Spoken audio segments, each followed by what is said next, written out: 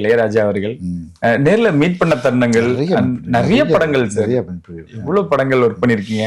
அந்த ஜாம்பவான் எப்படி சார் அவரு கூட பயணிச்சு? இப்போ வந்துட்டு நாங்கள் வந்துட்டு டைரக்டர் சார் இளையராஜா சார் வந்துட்டு எனக்கு சின்னத்தாயின்னு ஒரு படம் மியூசிக் பண்ணேன். அந்த சின்னத்தாய்ங்கிறது என்ன ஸ்பெஷல்னா எங்கள் அம்மாவுடைய பேர் சின்னத்தாய். அப்புறம் அவருக்கு தெரியும் வண்ணவண்ண பூக்களில் என்னை நடிக்க வச்சுட்டு என்னை தூக்கிட்டாங்க. இதெல்லாம் வந்துட்டு அவர் ரொம்ப ஆனந்த விடலோட ஒரு ஆர்டிக்கல்ல அவர் சொல்லியிருந்தார். ஓகே, படத்தில் விக்னேஷ் நடிச்சது ரொம்ப நான் வருத்தப்பட்டேன், தூக்கிட்டாங்க அப்படின்ட்டு. அதுக்கப்புறம் வந்துட்டு நான் யுவான் கூட கார்த்தியோடலாம் படங்கள் பண்ணும்போது அப்போ ராஜா சார் வீட்டுக்கு போவேன். அப்போ நான் பார்ப்பேன் செய்வேன். அப்புறம் கார்த்திகை ராஜாவோட நானும் சேர்ந்து ஒரு பிஸ்னஸ் ஆரம்பித்தோம். ஓகே, ஒரு சின்ன பிஸ்னஸ் ஆரம்பித்தோம். 2 பார்ட்னராக போட்டு பண்ணோம். அந்த பிஸ்னஸுக்கு அவர் வந்து குத்துவிளக்கு ஏற்றி வச்சு அப்போ ஃபேமிலியில் நிறையா இந்த குழுப ஃபங்க்ஷனுக்கு வீட்டு ஃபங்க்ஷனுக்குலாம் நிறையா போவோம்.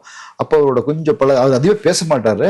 பட் அப்போ கொஞ்சம் க்ளோஸாக இருந்தோம். நான் ஒரு கடை எங்கள் பிஸ்னஸ்க்கு உள்ளே எல்லாம் வந்தால் நான் போய் இன்வைட் பண்ணுறது, ட்ராப் பண்ணுறது, சென்டப் பண்ணுறது, அங்கே வீட்டுக்கு போகிறது, பேசுறது, எப்படி போயிட்டுருக்குன்னு கேட்பாரு. சில விஷயங்கள் ரொம்ப பண்ணார்.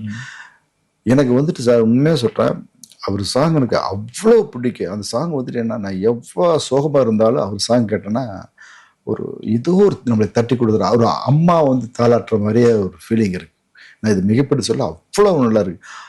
இது சோகத்தில் இருந்தா சந்தோஷத்துல இருந்து கேட்டாலும் அவ்வளோ நல்லா இருக்கு. இந்த ரெண்டுக்குமே அவர் சாங் இதாக இருக்கு. அதே மாதிரி நான் ஜிம்மில் இப்போ ஒர்க் அவுட் பண்ணிட்டு இருப்பேன். ஜிம்மில் ஒர்க் அவுட் பண்ணுவேன். ஒர்க் அவுட் பண்ணும்போது நான் நிறைய சாங் போட்டு கேட்பேன், செய்வேன். நிறைய சாங்ஸ் மியூசிக் கேட்டு தான் ஒர்க் அவுட் பண்ணுவேன்.